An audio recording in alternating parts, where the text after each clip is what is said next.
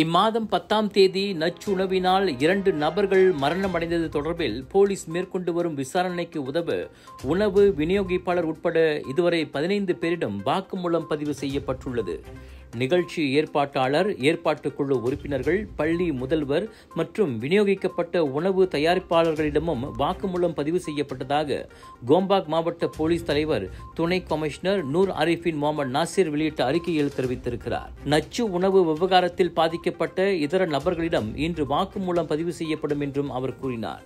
Gombak மாவட்ட நிலையில் நடைபெற்ற புரோகிராம்க்கு மஹைரான் ஆமால் இஸ்லாமி என்ற நிகழ்ச்சியில் பசியாரை உட்கொண்ட 247 பேரில் 82 பேர் நச்சு உணவினால் பாதிக்கப்பட்டதாக இதற்கு முன் ஸ்லாங்கூர் மாநில சுகாதாரத்துறை தெரிவித்திருந்தது.